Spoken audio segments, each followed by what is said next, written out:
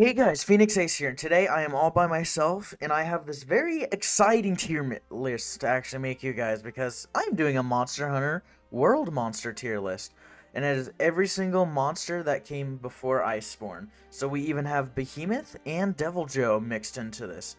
So let's get right into it, because it's going to be a quick one since I'm by myself and have no one else's input. So yeah, weirdly enough, this shit isn't in order for some reason, so I'm just gonna order it by how it actually goes. Well, not how it actually goes, but how the games actually go. And yeah, first off, we have Big Great Jagras, and not a Dragris Drome. Yeah, I kind of see why they stopped calling the bigger things of things Drome, and now just add great to it. Much easier to say. But yeah, the fact that this game, by the way, this Monster Hunter game, World, is the first Monster Hunter game that actually got me into the series. It was the first one I played 5 years ago at this point. Shit. My friend got me into this game, and I immediately surpassed him in playtime because Jesus Christ was this game super fun, and is the reason I'm playing Monster Hunter 3 Ultimate on the channel. But yeah, Great Jagras got not too much going for him, but he's just a starting monster, so that's just what he do. He gets really fat when he eats something and he spits it out, and you can make him spill out his own guts everywhere. Not guts, but the food he regurgitated. Very nice monster design, honestly. Probably would not have it any other monster like start off my journey. Very nice. Loved every single second of it. And then yeah. Alright, Puke. Very basic, not bad at all. I don't think any monster on this list except for one or two is legitimately bad. Oh no, I'm stupid. Not Puke. It's not Puke. It's freaking Kuluyaku. The bird brain dodo man who picks up eggs and rocks and vases and beats you over the head with them. Yeah, Big Chicken McNugget over here is honestly, B tier. I love his personality. I love his like scaredy cat nature. I love how he picks up shit and throws it at you. I also like that one quest that they have where he just the crossover event with Final Fantasy that plays in with Behemoth, where he just grows super fucking big because he has a big blue rock and he proceeds to beat your shit with it. So yeah, never fuckle with Kulu Yaku. Yeah. All right, and then Puke, the poisonous colorful man of the ancient forest with a lanky tongue. Very cool guy, like him. He's a bit boring. Coral Puke definitely like improves upon what he could have been, but this is not including Iceborne. So yeah, really cool monster. I like him. He's not bad, but he's not particularly like anything special. All right, Toby Kadachi. This bombastic big boy, I love the flying squirrel reptile monster. This is like one of my favorite monsters. In Monster Hunter now, I just got the ability to fight one of these things, and the fight is so much fun, and I can't wait to go back in World with Serp sometime and just play it all again, because Jesus Christ, is he a fun guy. Especially love how he makes use of the environment to do kick flips and uses little tiny skin flaps under his arms to beat your ass with. Alright then, and then from that point on, who's next? I forget who's next out of this list. Oh yeah, then it's Baroth, the big bouncing Betty boy of the Berg, and this is also one of my favorites. I love his design. I love the fact that he's the first monster that you fight where you're not supposed to hit him on the head. I like that he uses mud as armor. Just honestly a really good guy and a very nice like starting monster with the wild spire waist. Very nice. Alright, and then we have Geramatotus. I don't really like him that much. I find him quite boring. If they had Gen 3 water, he would be so good, I think. I think he would be so good. Like he's basically just a bland based Plesioth, honestly. Kinda just worse. He beats the shit out of Baroth, which I think is cool and funny as fuck. His fight's very interesting when he goes down into the swamp and then comes back out. That's very interesting too. I just don't like the sludge he puts all over the place, but besides that, just boring. Not really too fun to fight. His weapons are kind of shit too. But yeah. Alright then, who's next? Who's next? Damn it, I forget who's next. I believe it's Tetsuyaku? Yeah, this list is out of order as fuck, but I'll try my best to make it out. But yeah, Yutsu Kalu, I like how this motherfucker just puts on his high beams, blasts you, and then gets the fuck out. Very funny little guy. No one, I've never really hunted many of these things because I'm pretty sure you don't even get a main quest to hunt this dude. He just appears, disrupts the fight, and then dips. So yeah, nothing really much to say, but I find him hilarious, and I honestly would not have been opposed to him just being like a replacement for Jagras. Very funny little guy that just exists. All right, Palamu, very weird creature, but I also love it dearly, especially the fact that it has a very long neck that it just inflates. It also has the same style of fluffy wings as the Puki Puki. Very weird common ancestor with those two. I'd love to see what their common answer was like all the other winged wyverns that exist. But yeah, very cool monster. I like his whole wind thing. I like him floating around. Very cool. I hate that you can't cut off his stupid fucking rat tail though. Ooh. All right. Who's next? Who should we do next? Anjanath. Anjanath, I'm pretty sure is next. Anjanath is probably the first, like, great wall you will deal with in World. And what a fucking great wall he is, because I'm pretty sure he's the first monster that can outright one-shot you from full health. You have to have insanely good armor to actually, like, survive the hit. And really cool. I love his big old nose. I like his little tiny wings that he just has on his back for some fucking reason. He's just a really red, black, just big old T-Rex that shoots fire. Nothing really too crazy, but he's a pretty cool guy. I can't say he's bad. All right then. Great Gyros. I also love this boy man boyo. Really cool. I hate that you don't actually get to really fight him. His armor's amazing. The Plague Doctor looking armor is probably my second favorite that there is. I also like how he's one of the few, if not the only monster I can think of that actually takes. Yeah, he's the only monster on this list that makes use of paralysis, and I think that's just super cool. He's got like a snake. He's basically like a snake with legs. He's like a snake lizard of sorts with his face and head and all that shit. Cause he's got a little hood like a cobra. Very cool guy. All right, who's next? Who's next? Damn it, who's next? Probably Radobon. No, not yeah, Radobon. Rolling. This dude is super cool and funny. He's like or not an ancestor, but a divergent past to Uragon. I love his tar. I love that you can break so many of the bones off of him. Very cool guy. Rolls around. Probably one of the most unique, like, movements in the whole series. Of course, like, Uragon did it first, but I think he does it, like, a bit better. I like Radobon, especially like how he shits on you to make you fucking go to sleep. Very nice. He's just built in melatonin gas. Alright. This is one of my favorite monsters in the whole series right there. Odogaron has my favorite armor out of like non-Elder Dragon sets. Really cool guy. I love how he's just a super fast bleed machine with like a double sets of claws.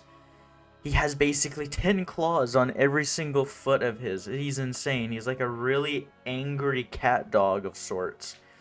Even in his fucking profile picture, you can see like his tail is on end. Really funny, really cool. I like it. Legiana. This dude gets kind of annoying. His screech is cool and really annoying. Funny enough, you can hear the same screech in Transformers 2. It shares there when fucking Optimus is ripping off that big old dude's face in half. Really interesting when you go back and listen to it. Yeah, he's just an ice monster. Nothing really too interesting besides being like one of the stronger of the flying monsters. I just like it. I think he's cool, but I think he could be so much more besides just amping his attacks with ice and just attacking you that way. I don't remember if he has like an ice breath. I might be very wrong, but I just don't remember it because it's been a while since I fought him. But yeah, that is the flying menace of the skies. And now it's time to go into the bigger, badder menace of the skies, Rathian. She's cool. I hate poison in any fucking video game ever. Reason why he is above Puke Puke is because it looks cooler. She is cooler. She can also fire fireballs, and it's an amazing time to dodge her shit. And also, just, yeah, put them together since they're very similar. Pink Rathian just has a more cool looking attack. And then we have. Where is he? Where is he? Where is he? There he is, Rathalos. This is a top tier right here. I love this guy. Mascot of the whole series alongside Rathian, and he's just a better flyer, stronger fireball version, and he can use poison very scarcely if he touches you with his claws, but besides that, I think he's just an improvement of Rathian.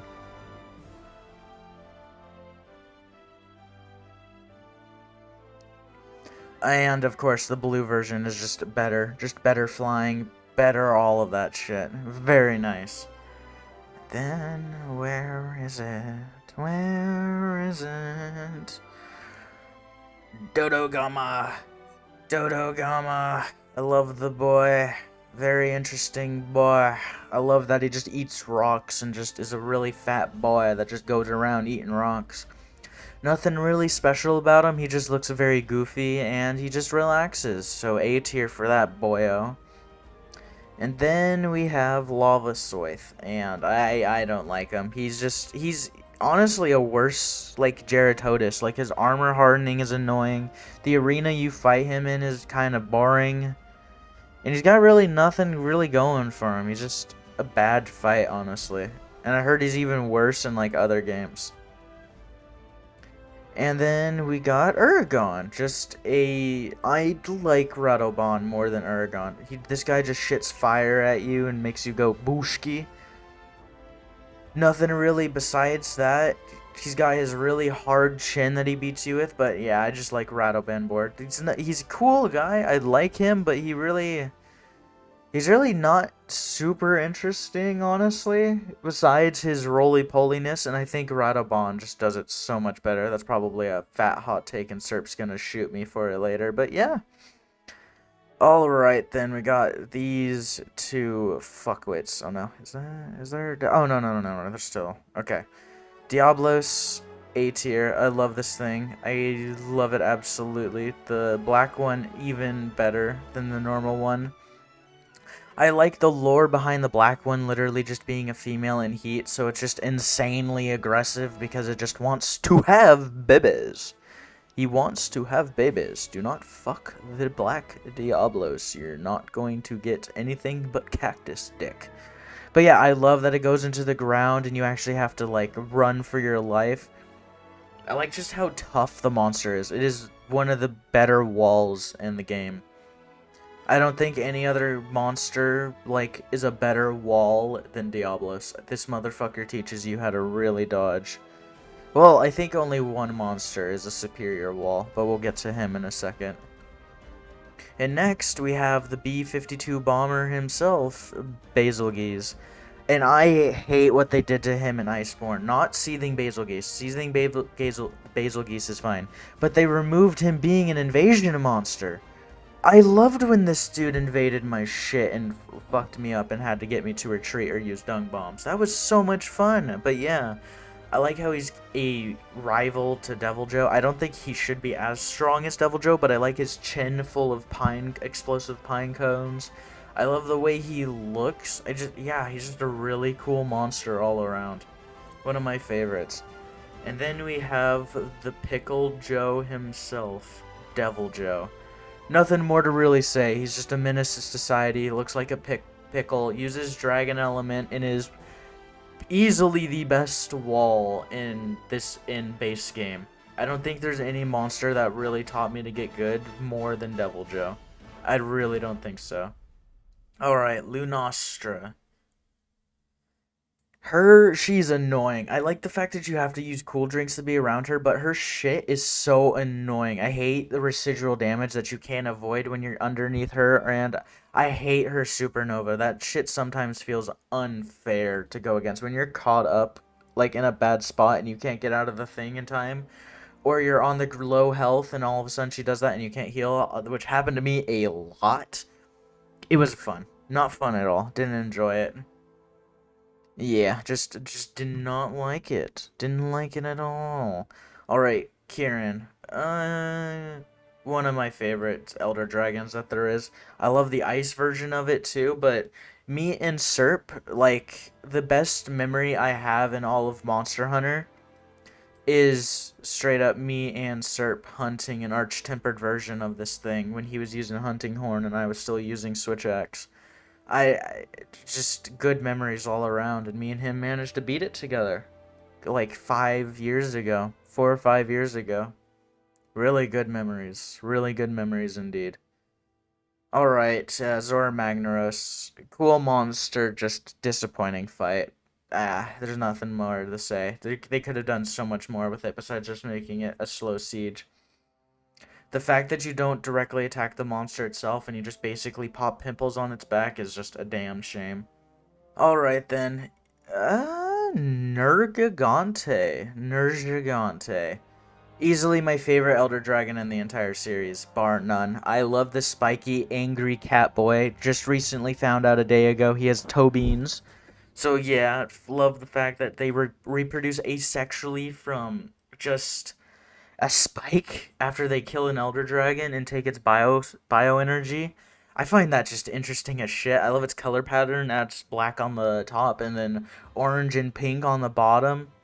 I love that it's the eater of elders and bullies like all of the lower tier elder dragons. I find that so fascinating. I'm not one of those people that think it can fucking solo like all elder dragons. I used to because I used to think that it literally just countered anything that was an elder dragon, but I learned it didn't have elder seals, so yeah, I was wrong on that one. Well, I mean, it wasn't annoying about it, but it just I thought it would have been cool if it was a lot stronger in lore than it actually was, especially against elder dragons, but it's fine as it is.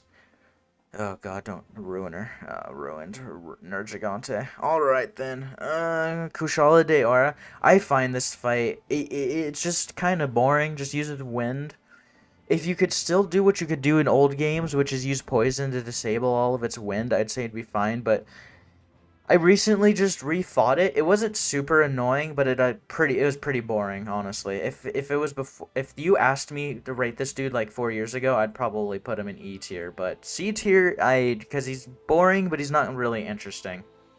At least in master mode in the thing, he like I would put that in like B tier, but since we're not doing Iceborne, I like the fact that the tornadoes go into each other and make a bigger one. But base world, he's just boring and the tornadoes are kind of annoying sometimes. Not all the time, but just sometimes. Alright, Teostra is just a better. I'd rather get caught up in this thing's supernova because I know the range of it and I know what I'm gonna do. Just a very cool manticore, flaming manticore. Yeah, very nice. Love the guy. Cool guy, the king. You can see his little crown right there. King of Fire. Alright, Valhazak is just one of my favorites. I love his armor. His armor is what I use to take down AT Kieran and get through like most of like mid to like late master mode. Really cool armor. I love that it heals you naturally. I use that shit so much to farm for shit. I'm pretty sure when AT Valhazak came around, I'm pretty sure I used his armor up until, like, even past Kolv Taroth. Speaking of Kolv Taroth... Oh yeah, no. Still talking about them. But his Effluvium is the easiest thing to counter, but also at the same time the most devastating thing if you don't have Blight resistance or Effluvium resistance. Having your health is insane, but thankfully I was the only one that was ever prepared, and so I had effluvium resistance at maximum whenever I hunted this thing, so I never had to deal with that. I also love how it's basically an undead fish of sorts, because it's basically got an anglerfish head. Very cool guy, I love him. Alright, Kolv Taroth. Top of A tier, I love the gold. I love what they continued with it in master mode, but base game If this was master mode, it'd be S, but in base game, super cool. I love breaking its horns and removing its coat and just fighting it outright. Its moves in the Eldorado are just so fun. Oh my god, I can't wait to ever go back to it. All right, and then Xeno'jiiva, the disappointment. It was cool. I mean, it had me like it was cool, but at the same time, I don't like how it looks when it evolves. It felt like a waste of a design. It's not bad, but it doesn't have too much going for it. I like the fact that it spawns from like all the biomass of all the elder dragons that go along the in the recess. Elder dragon travels across the ocean every 10 to 100 years. I find that interesting. The interesting lore. The cool monster. Its armor was cool, but it just felt like a disappointment in the end. Like, after you hunt like one of them, you really didn't need to hunt too many of them. At the time, I had its full armor because at the time none of the other like AT or like Call of Taroth came around, so there was nothing. It was just hunt it, and that was the end of the game. It was disappointing that there really was nothing else too much besides after it. It just felt it didn't feel very satisfying as an endpoint, to be honest. And then finally, Behemoth from Final Fantasy. This was a fun but super fucking difficult boss fight. I did pretty well against it. I was always unprepared, but even then I did really well against it. The meteor, the fact that it has phases, the fact that there's like a way to actually fight it. It's the only time I think a like railroaded fight felt good. It felt like this is the only way you can do it, and it didn't feel super restrictive to the point of being super boring. But yeah, love how it's lore. I love that one trick you can use with the emote where you can avoid the ecliptic meteor. I like that it uses spells. I liked that the damage indicators changed to a new font. Just amazing crossover, honestly. A really good crossover. Made me interested in Final Fantasy. Never played Final Fantasy, but got me interested in the series at least from a lore and like understanding what the series is perspective. But yeah, that's going to be the tier list for this week. I hope you guys enjoyed me just rambling by myself. Hopefully I'm not too boring, but yeah. Until next time, guys, pet the fucking Nerja Kitty. Bye-bye.